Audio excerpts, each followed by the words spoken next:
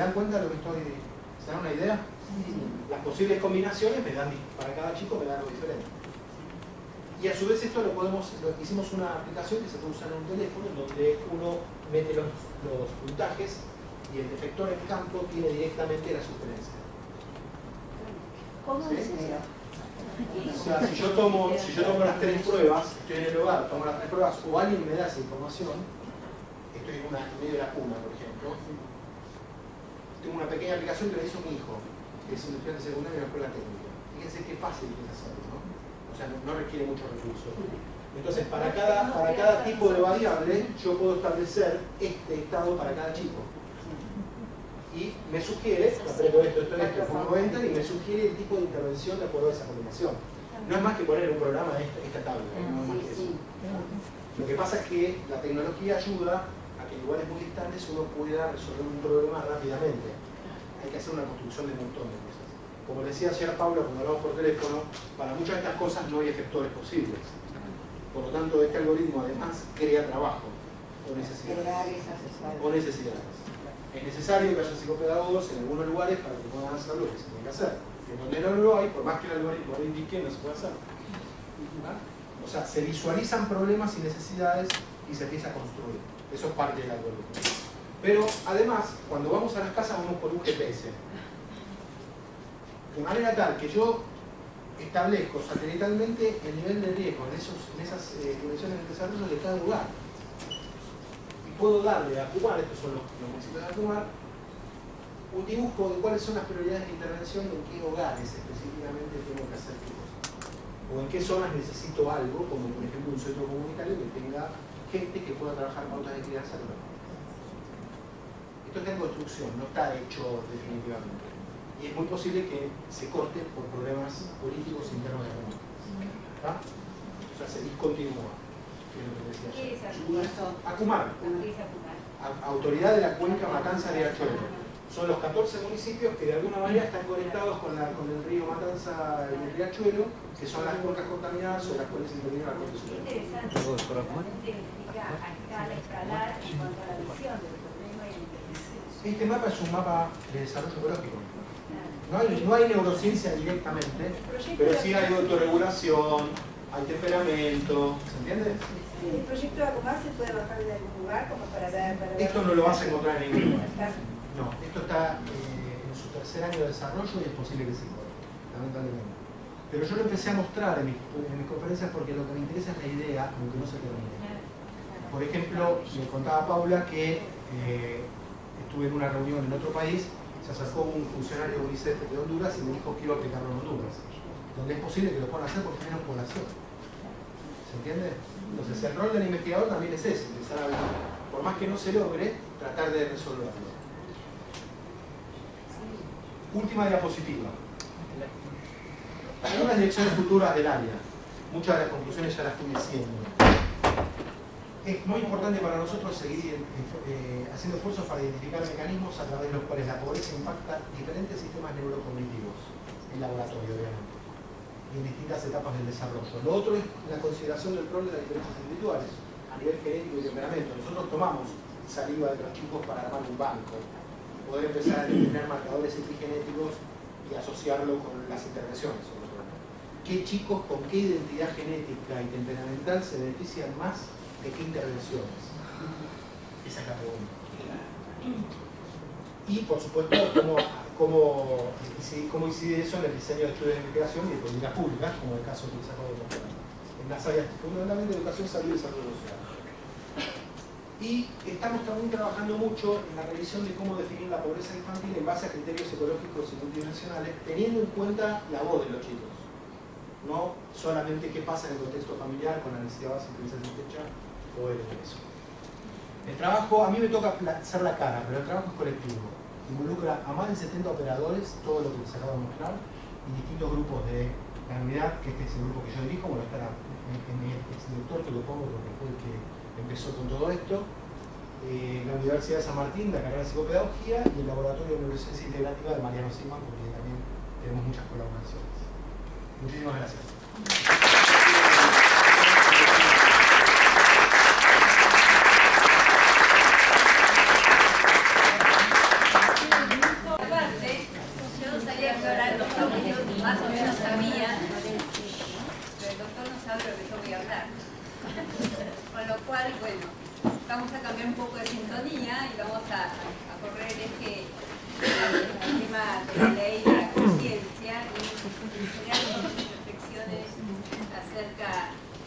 experiencia como jueza de menores, trabajando con niños y con equipos.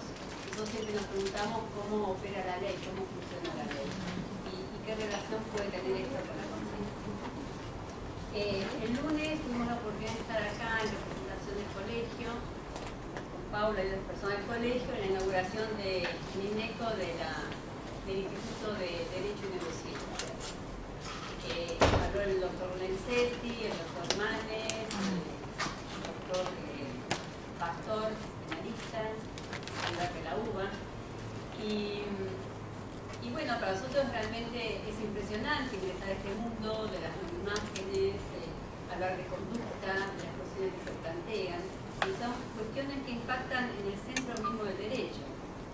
Se habla de cuál es el límite del libre albedrío, cuáles son las causas de la conducta, la predisposición genética, los factores desencadenantes, cómo son los procesos de toma de decisión, cuál es la psicología de los testigos, cómo uno reconstruye el recuerdo, cómo esa reconstrucción altera la verdad primera a que el testigo tuvo acceso, la plasticidad del cerebro, la cuestión de la muerte cerebral, los estados de vigilia y los estados de coma. Efectivamente eso tiene impacto también en las resoluciones que a veces tenemos que tomar, como una conexión, una ablación de órganos. Pero quizá lo más inquietante para el mundo del derecho es esta comprensión multidimensional de la conducta y que además introduce las emociones y los sentimientos, algo que habíamos pretendido desterrar desde el racionalismo. Cuando separamos la ley positiva de la religiosa con el seguimiento de la moralidad.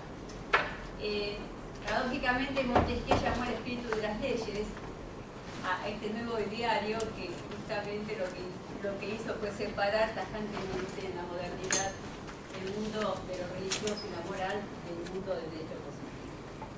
Ahora, la pregunta que nos formulamos es cómo será la interfase entre ambos campos del conocimiento, cómo será esa fecundación mutua entre el campo de la neurociencia y el derecho, y en clave de qué van a ingresar estos conocimientos al derecho. Es una pregunta que también nos inquieta, porque el peligro también es volver a un positivismo o una óptica lombrosiana si solamente la tomamos como objeto, ¿no? Y si perdemos de vista lo que hemos aprendido en este recorrido, que es la multidimensionalidad y multicausalidad de la conducta humana. Si tomamos como punto de partida el marco teórico de la teoría de las revoluciones científicas de Thomas Kuhn, hace tiempo ya que los que trabajamos en el campo de derechos de niños, niñas, familias, jóvenes en conflicto con la ley, empezamos a advertir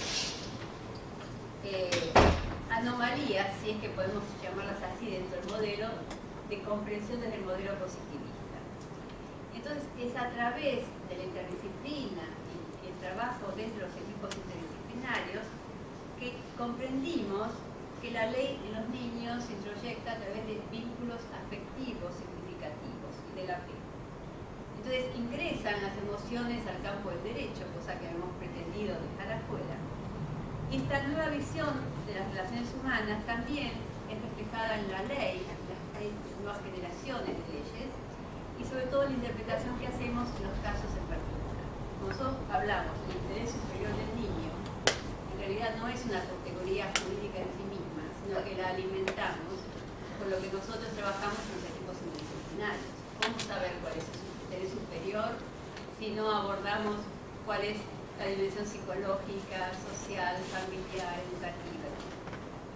Entonces, de alguna manera, eso hace que nosotros en nuestras tomas de decisión incorporemos elementos que tienen que ver con las emociones y los sentimientos.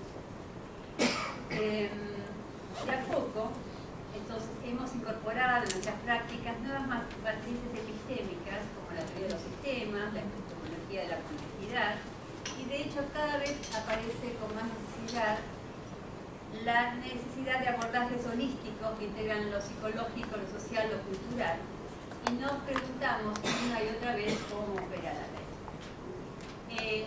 Yo que trabajé en los dos campos, tanto en justicia penal juvenil como en temas de vulneración de derechos de infancia, para nosotros es un tema central, cómo opera la ley en la familia, con qué tipo de ley nos encontramos en los casos.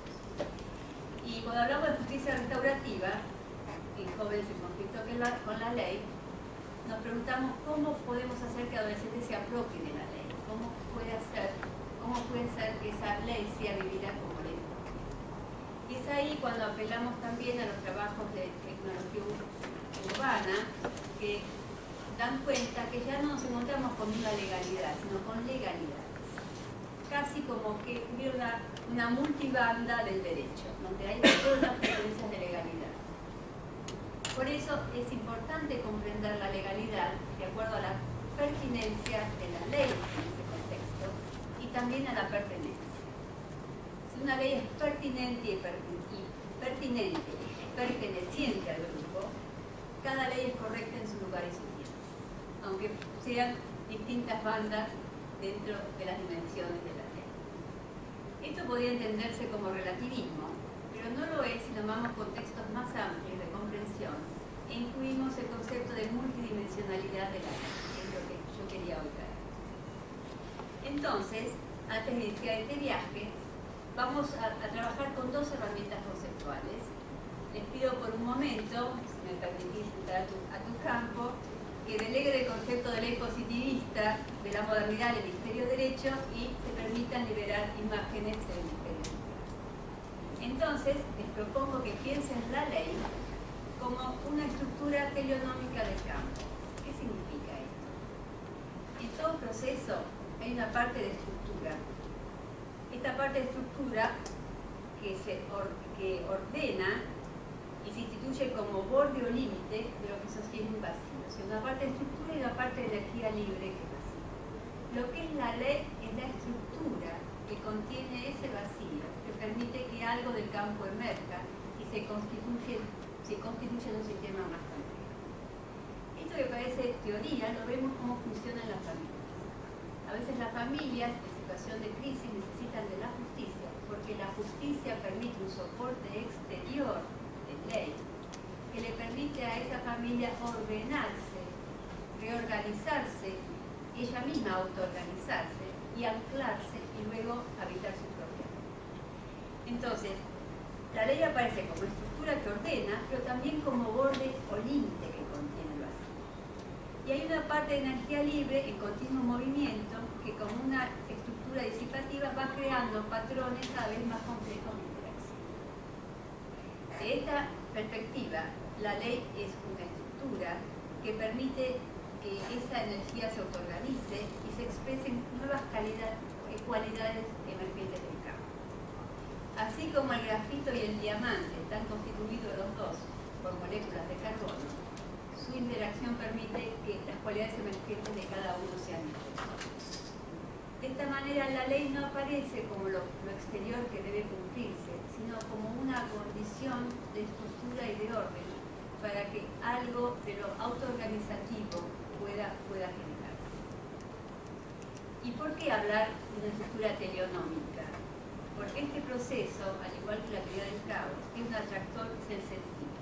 Y esa es la no génesis de la ley. O sea, la ley, además de ser estructura, es sentido, tiene dirección. Entonces la ley presta soporte, contiene vacío y ordena la energía libre dándole dirección en un proceso de progresiva subutilización. ¿Qué significa esto? Cuando estoy en situación de crisis aparece la ley como soporte externo. Esto cumple la justicia de este rol. Y como decía el doctor Fugareta, mi maestro, la justicia es como cuando uno se rompe un hueso. Uno pone un yeso. Si el yeso queda más de 45 días, no se rehabilita la pierna. O sea, así como entro, tengo que salir. O sea, prestar sostén y a su vez salir para que algo pueda encontrar su propia ley. Entonces, este proceso de subutilización significa que a menores niveles de conciencia necesito estructuras más fuertes y a veces externas para que me ayuden a ordenar. Pero en la medida que yo me autoorganizo, esa estructura pasa a ser interna, pasa a ser un soporte interno de la ley.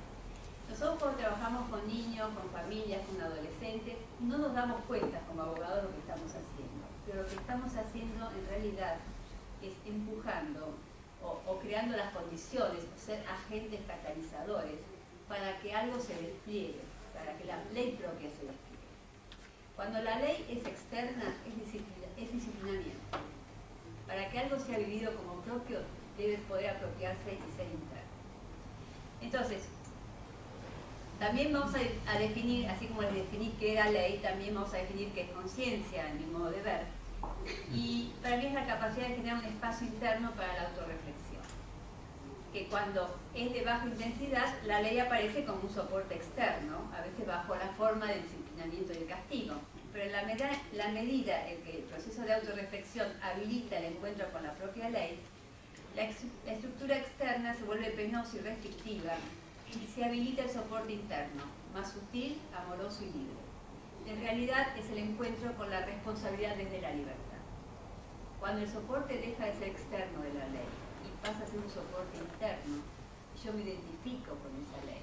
Entonces el encuentro interno entre la responsabilidad y la libertad.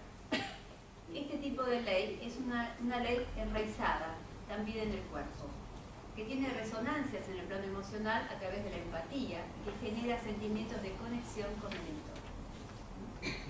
Y ustedes lo podrán ver en los chicos cuando empieza el proceso, cuando salen de la crisis, cuando empiezan a conectarse también con el plano emocional. Eso lo vemos mucho en chicos en conflicto con la ley. Cuando apenas caen, están desafectivizados, no tienen empatía, no pueden conectar ni visualmente con el otro. En la medida que empezamos un vínculo donde podemos relacionarnos con él, tener presencia, como operadores, cumplir esta función de sostener el vacío, tener estructura y sostener el vacío para que él pueda autoorganizarse y esa ley emerja. Cuando empieza este proceso, él se empieza a tomar contacto con lo emocional y a partir de ahí algo puede construirse. Esto también genera sentimientos de conexión con el entorno. Entonces, es un proceso de resonancia con movimientos también de expansión y contracción, esto de la ley externa y la ley interna. Y es un movimiento también vertical y horizontal, que es cuando uno incorpora, cuando la ley envía como algo interno, también algo se despliega en lo horizontal con los semejantes, a través de la empatía y la conexión. Y la ley tiene que ver mucho con la empatía. Si nosotros de justicia restaurativa trabajamos en un daño que hago al otro, yo necesito tener la empatía y sentir lo que ese daño produjo para tener la necesidad de reparar. Entre padres e hijos pasa lo mismo, tener la empatía del otro para poder crear esa presencia y esa conexión que le permita al otro habilitar su poder.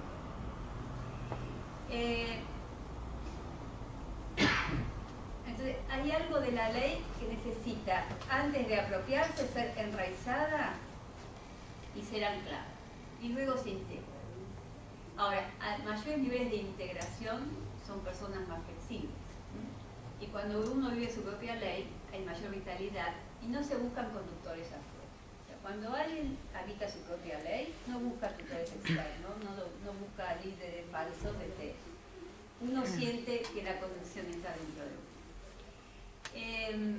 Vayamos ahora a ver un contexto mucho más amplio, tomando como referencia el modelo teórico de antropología de la conciencia desarrollado por Ana María Llamazares, que es antropóloga, y el aporte teórico de la dinámica espiral de Kepler.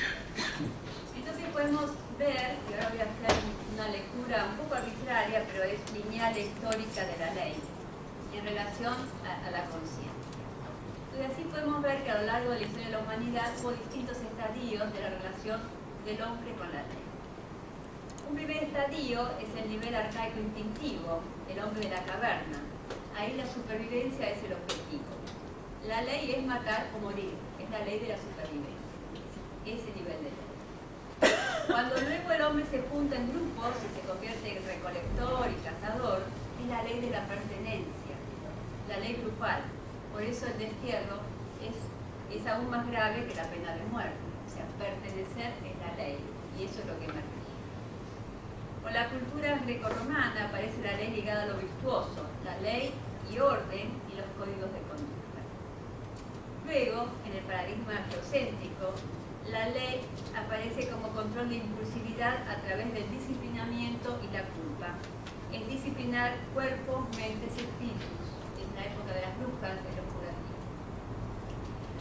Cuando hay este quiebre que pasamos al paradigma holocéntrico, en realidad es tomar estos paradigmas también como Ana María Llamasá dice, matrices epistémicas psicológicas, como estado de la conciencia. El hombre, centro del mundo, del universo, y el hombre cuando aparece el sol, que aparece una conciencia más amplia porque aparece el rey sol, y con eso la imagen de una ley masculina ligada al poder. Entonces nacen los estados, nace el comercio, y ahí encontramos como una expansión. Luego aparece con la modernidad, para la Revolución Francesa más o menos, el racionalismo inaugura la fractura entre la ley religiosa moral y la ley racional. Entonces la modernidad encarna ese ideal. Y hoy nos encontramos en las postrimerías de la modernidad, donde el control parece la idea dominante. Control a través del gerenciamiento del riesgo y de panópticos digitales. Hoy, sobre todo en criminología, pretendemos controlarlo todo. Controlar el delito, controlar las causas, controlar las calles, las cámaras, los digitales, los panópticos, las cárceles. Aparecen todos como mecanismos de control social. Y lo que está ocurriendo es que en realidad no estamos pudiendo controlar mucho, eso parece. Y es que en realidad podemos controlar lo imprevisible en escenarios de alta turbulencia e intemperie social que nos alcanza a todos. ¿Tendremos alguna posibilidad de éxito ensayando lo mismo a través del control? ¿No nos estaremos moviendo hacia un nuevo paradigma?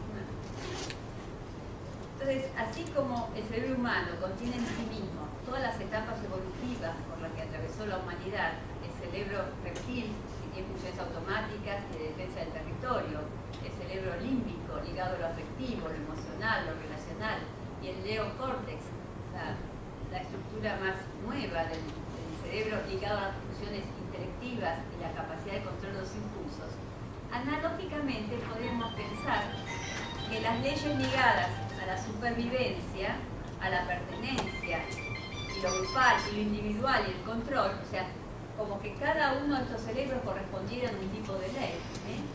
Uno es la supervivencia, la segunda es la pertenencia, y lo grupal, y la tercera es individual y el control, conviven simultáneamente en nosotros, no siempre pacíficamente, y en contextos diferentes gatillan expresiones de cada estadio de la ley. Como decía Sebastián, entra un león, se nos gatilla algo de la primera ley desde la subsistencia. Alguien nos margina de algún medio, se nos gatilla la ley de la pertenencia. Y así sucesivamente. De igual manera, podríamos pensar que a lo largo de la existencia el ser humano atraviesa estas distintas fases de la ley.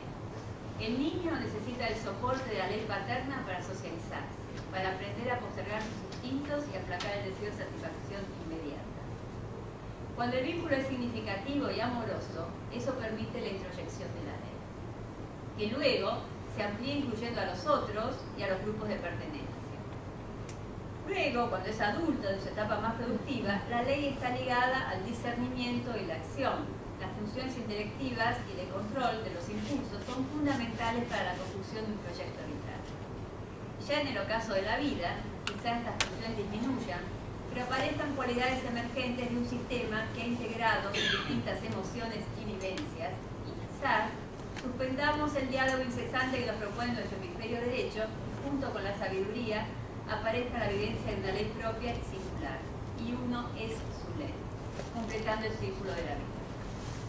De manera que si visualizamos simultáneamente estos tres mundos, la evolución de la conciencia y la ley desde una perspectiva histórica lineal, la ley como función ligada a nuestros diferentes cerebros y la ley a lo largo de nuestras vidas, aparece un modelo holográfico donde en cada parte está representado el todo, donde simultáneamente coexisten en nosotros estos diferentes estratos de la ley.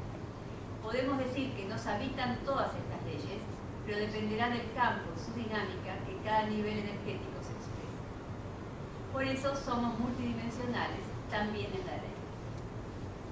Ahora, para finalizar, el encuentro propone una pregunta: ¿es un nuevo paradigma? Yo siento que se está agotando el tiempo de la racionalización de las palabras. Muchas veces cuando trabajamos con chicos y familias sentimos que el mundo de la palabra está agotado, que estamos necesitados necesitando otro tipo de abordajes. Estamos necesitando integrar marcos teóricos, integrar la interdisciplina, avanzar hacia la transdisciplina, pero también es posible ver, pese a la crisis que nos plantea el sistema, donde estamos con instituciones burocráticas del siglo XIX, estudiamos en universidades del siglo XX y trabajamos en realidad del siglo XXI, estamos por un lado viviendo ciertas anomalías del derecho positivo, del modernismo, en cuanto a aplicación de cómo opera la ley en estos contextos de alta turbulencia. Pero por otro lado estamos viendo la emergencia de nuevos núcleos dentro de la ley que son más permeables, más flexibles, más plásticos, pero también más llenos de sentido. Hablar de justicia restaurativa, hablar de mediación, hablar de victimología, de género, de desarrollo sustentable, hablar de los derechos humanos no como derechos positivos, sino como estatuto ético, plantear cuestiones de marcos éticos de intervención en nuestro campo de trabajo, el trabajo en equipo, la interdisciplina, los abordajes sistémicos, esta visión holística que necesitamos frente a los casos, esta sensación que tenemos ya no es posible trabajar solos, sino trabajar en equipo, de forma conjunta, nos muestra que realmente están emergiendo nuevos nodos de significado en el derecho que cambian las prácticas y cambian nuestra manera de estar en el derecho y visualizar la ley. Entonces empezamos a preguntarnos cómo hacemos como operadores para que la ley tenga sentido. Porque para nosotros la ley ayuda en el campo en el que nosotros intervenimos, la ley es ese contenido que ayuda en el momento crítico a articular algo que necesita tomar su forma. Entonces ya no somos los que vamos indicando el devenir de cómo deben resolverse los problemas, sino más bien somos el soporte que permite que algo se despliegue y encuentre su propia forma y contenido. Entonces, para concluir, Morén dice que no solo el hombre no puede reducirse a términos biológicos, es la propia biología la que no puede verse reducida al biologismo. Y en su obra El paradigma perdido, la naturaleza humana, dice: a partir de entonces emerge el rostro del hombre oculto por el concepto emoliente y tranquilizador del sapiens. Se trata de un ser con una afectividad intensa e inestable, que sonríe, ríe, llora, un ser ansioso y angustiado, un ser gozador, ebrio, estático, violento, amante, un ser invadido por lo imaginario, un ser que conoce la existencia de la muerte y no puede creer en ella, un ser que segrega el mito y la magia, un ser poseído por los espíritus y los dioses, un ser que se nutre de ilusiones y de quimeras, un ser subjetivo en el que las relaciones con el mundo objetivo son inciertas siempre, un ser sometido al error, a la errancia, un ser híbrido que produce el desorden. Y como llamamos locura a la conjunción de la ilusión, de la desmesura, de la inestabilidad, de la incertidumbre entre lo real y lo imaginario, de la confusión entre lo subjetivo y lo objetivo, del error y el desorden, nos sentimos compelidos a ver que el Homo sapiens es Homo degens. Entonces yo digo, quizás parte de la clave del encuentro entre neurociencias y ley sea este punto inquietante y perturbador, reconocernos en nuestra dimensión profundamente humana de locura, vulnerabilidad, pero también búsqueda de sentido.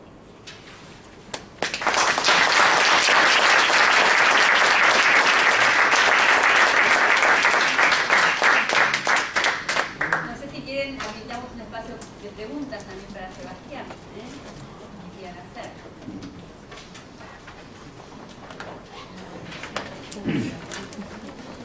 O sea, a mí me hiciste pensar en el Principito, por esto de que si no identifico la necesidad del otro, no identifico al sujeto, ¿no? Son muchos y los muchos en genérico no me dicen nada. En cambio, en el trabajo que iba a hacer, que hago, es identificar la necesidad del otro. Yo tengo necesidad del otro y entonces preciso saber. Sí, el año pasado hemos trabajado el concepto de justicia esencial, ¿se acuerdan? Sí. ¿Cómo podíamos hacer para volver a rescatar el sentido de justicia? Nosotros sabemos que los chicos tienen sentido de justicia y cómo podemos desde nuestras prácticas darle contenido para que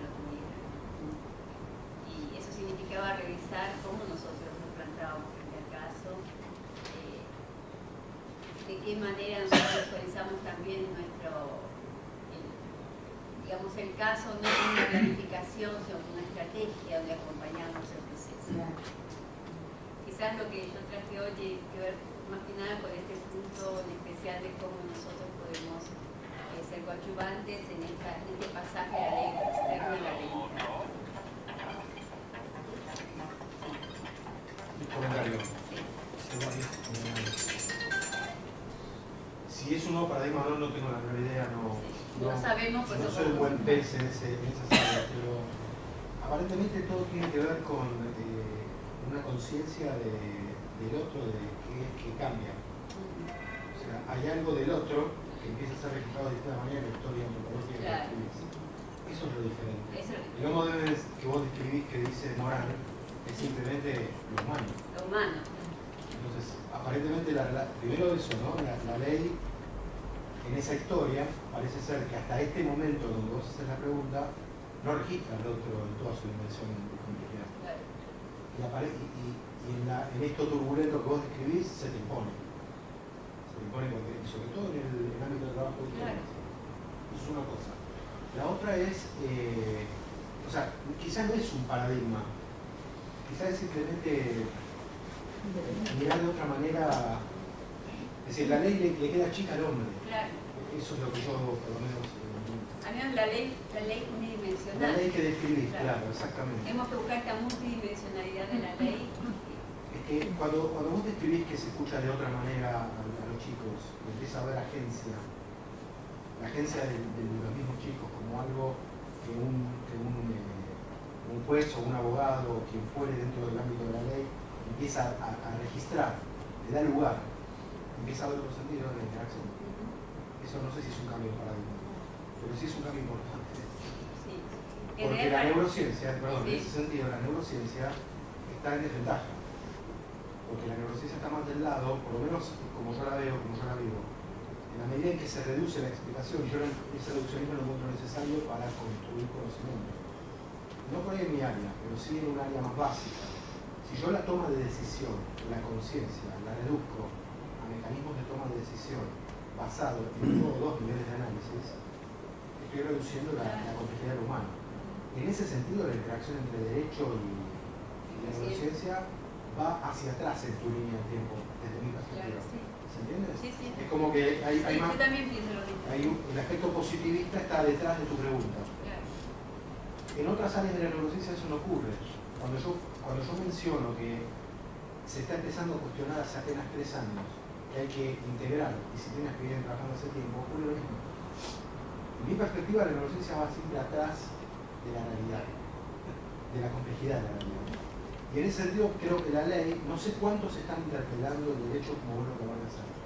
¿Qué nivel de representación tiene en el ámbito del derecho lo que vos estás diciendo? Es una pregunta. Muy bajo. Sí. Y hoy, viste que es la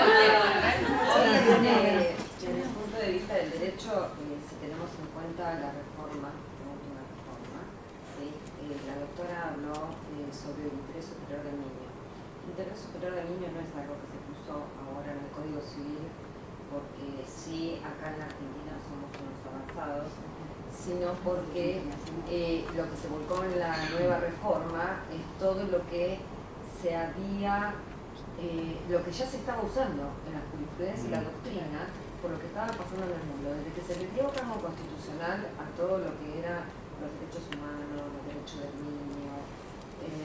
Entonces ahí es donde se ve la necesidad de modificar un código para que esté acorde al mundo. ¿Por qué? Porque con el código viejo, todos los problemas que había con niñez, adolescencia, matrimonio, divorcio, que afectaban a la familia y a la sociedad en general, ¿sí? Todo terminaba en la Corte Interamericana.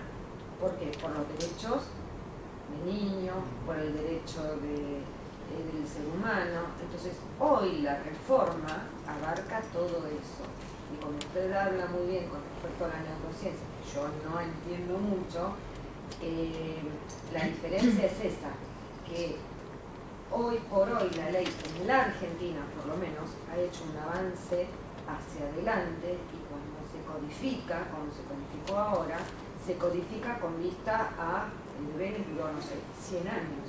Se supone que esto tiene que durar otro tanto. Sí, pero Y el derecho superior del niño está muy involucrado, y de ahí que los procesos se han cambiado. Sí, yo coincido con vos que nosotros veníamos generando estas prácticas antes de las reformas, de las últimas reformas. Claro. Ahora, ¿qué ocurre a nivel mundial?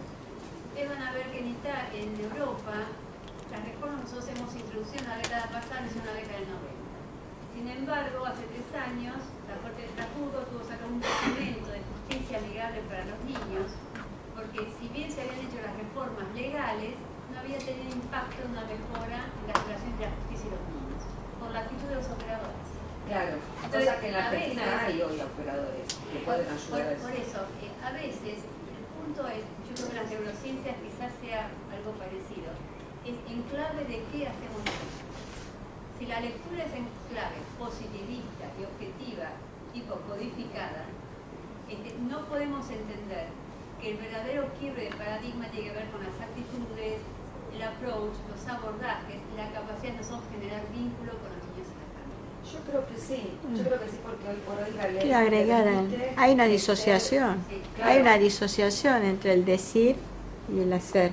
O sea, siempre, yo me acuerdo hace 25 años estaba en la facultad del interés superior del niño, hace 25, 27 años que transité, pero hay una disociación marcada entre... un principio hermenéutico, Claro, claro. Que vamos modificando con la jurisprudencia y con la aplicación que nosotros hagamos.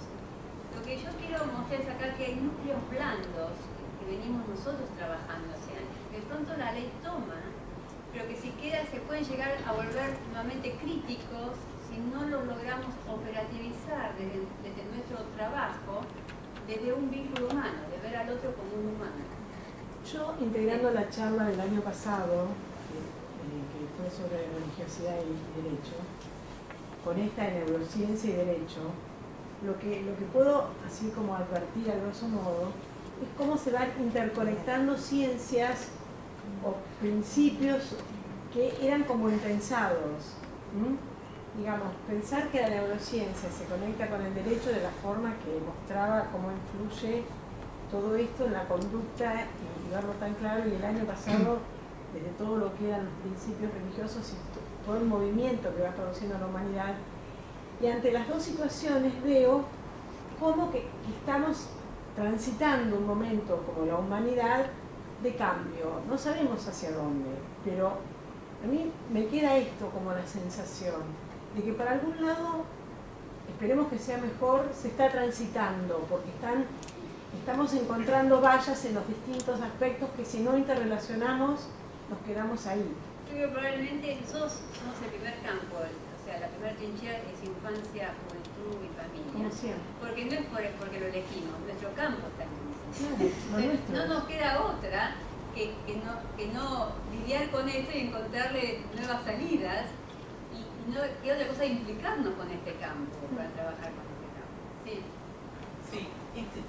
Yo lo primero que quería hacer, incluso también a nombre de Victoria, era agradecerte porque realmente tienes una forma de expresar sobre todo el derecho a la ley para los que no somos del campo de la ley muy amigable, muy casi hasta poética, estábamos comentando acá. La forma de entregar no deja de ser profundo y a la vez muy amigable la forma. Pero yo te escuchaba y me llamaba la atención esto de la ley de la supervivencia, pertenencia y del control. De alguna forma tiene una expresión también desde la neurociencia. Se dice que en el hombre conviven 3 tipos de cerebro. El cerebro reptil, donde la persona es tu vida o la mía, y hay estructuras anatómicas que están gobernando eso. La más conocida es el subículum. Por ejemplo, se ve en el gatillo fácil, o en una madre que hace algo por rescatar a su hijo y que jamás habría pensado en poder hacerlo, que es una conducta instantánea, ¿bien? Y que podría estar muy de la mano con esto que hablabas de la ley de la supervivencia, sería un cerebro de supervivencia. El segundo, que es la de la pertenencia, es el segundo, podría ser o encajar en ese segundo cerebro, que es el de pequeño mamífero, ¿no? Que tiene esta capacidad de funcionar con otros, en las ratas se ve muy bien, de estar con otros en manada, de cuidar, ¿no? Y el control, que es ciertamente lo que tenemos los seres humanos como corteza, fundamentalmente la corteza prefrontal, que es la capacidad de controlar nuestros impulsos, de medir nuestras acciones, de planificar. Es decir, por ahí también la neurociencia te da un sustrato para entender estas tres formas de ley que tú alcanzas a percibir. Claro, que habitan dentro de nosotros. Que habitan dentro de nosotros lo que mismos. trabajamos, vemos en la práctica del derecho penal, cómo en una situación crítica pueden emerger esas leyes, aunque nosotros no querramos, aparecen. Y yo somos pensaba- capaces de hacer cosas que no nos hubiéramos imaginado. Y yo lo veía, yo creo, por ejemplo, esto que creo que estás tratando de transmitir, que es el actuar entre todos. Ciertamente, si la neurociencia se queda como tal, va a ser otra forma más de positivismo.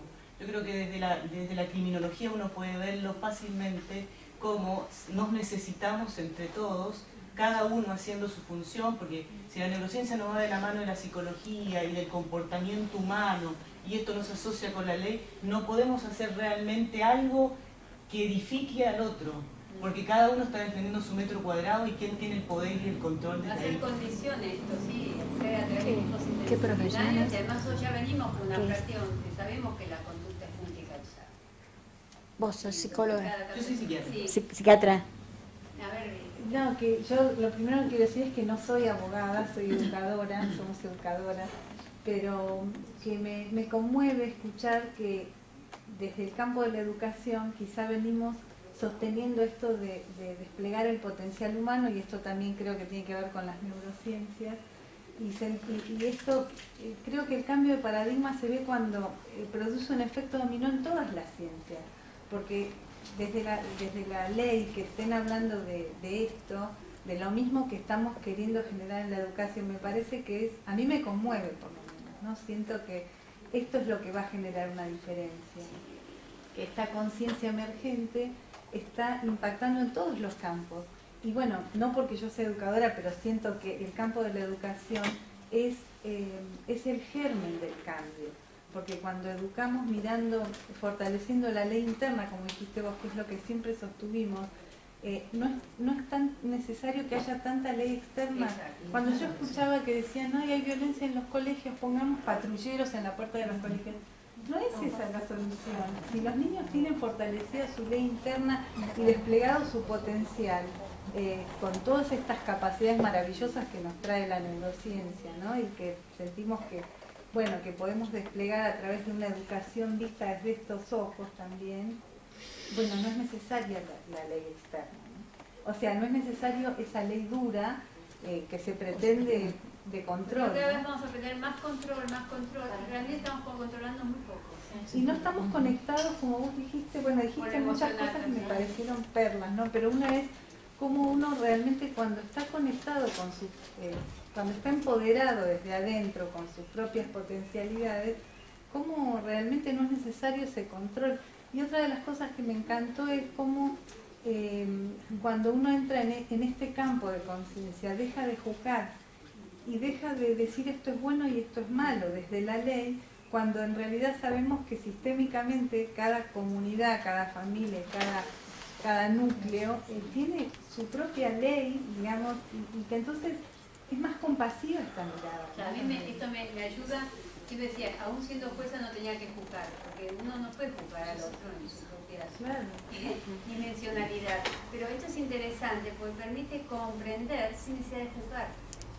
Entender que no hay una sola ley, una sola legalidad, sino que hay legalidades, que cada una es funcional a su sistema y que corresponde a ese sistema. Pero que esto solo, y esto con esto termino, es posible cuando realmente se produce una expansión de la conciencia. Entonces ya estamos en un campo diferente, que creo que es estos paradigmas que emergen, como digo, como un efecto dominó desde la psicología, la educación, las neurociencias, la abogacía, bueno, leyes. Sí, en realidad nosotros lo que buscamos por ley es la responsabilidad en libertad. Claro. O sea, la ley interna nos permite esto, tomar la responsabilidad pero en libertad. Son como dos polos que nosotros no tenemos en tensión. Hablamos del sistema de responsabilidad penal juvenil, hablamos de responsabilidad parental, qué sé yo, pero nunca, siempre aparece como lo externo que nos está empujando a. Y también en este sentido el concepto de libertad es aquello que no atenta contra la integridad personal. Sí. Eso creo que es un concepto en este sentido, ¿no? Sí. Y también el concepto de integración. Claro. Llegamos a niveles de responsabilidad cuando logramos integrar todas estas leyes dentro nuestro, porque están dentro nuestro. Son niveles nuestros también. Bueno. ¿Vos, Sebastián, estás diciendo algo antes No, o no? Solo dato, el tema de derecho e izquierdo, que estamos usando metafóricamente, Sí, está todo bien, pero es un neuromito. Ah, bien, gracias. Hay material para que lo... Bien. Sería un desafío que encuentres otra metáfora Bueno, que no esté basada en el neuromito. perfecto. Que no tengo duda que lo vas a encontrar. Bueno, sería... Babilonia no entró dentro de esa línea, ¿no? Es una pregunta por ignorante, por desconocimiento. Pero ¿qué ley era la de Babilonia? Y Babilonia es más científico, me parece. Fue el auge de las ciencias astronómicas, las matemáticas. Pero vos hablabas de la supervivencia, el control. Bueno, en ¿Qué realidad... definiría Babilonia? Que también fue importante, ¿no? Sí, sí, sí. Pasaste a Roma directamente desde los recolectores. Tendría que revisar todo. No, el tema es que yo entendí que lo hacía la antropóloga que mencionaba. Si la antropóloga lo hace. Por eso, la pregunta mía es, en el medio debe haber habido algo que por ahí Lo hace. no es tan lineal. No, Y seguro está, que no. claro. A lo mejor estaban en Babilonia como nosotros ahora, pasando a otro lado. Hay varias lenguas. Hay varias lenguas. Bueno, ¿alguna pregunta, algún comentario que quieran hacer? Varios mensajes. Somos tan chicos y creo que estamos con un montón de conocimiento para reflexionar bastante. Bueno, y pregunta también, no respecto a por comprender, no preguntas, pero sí respecto a cómo seguir reflexionando acerca de la vida. Bueno, muchas gracias. Muchísimas gracias.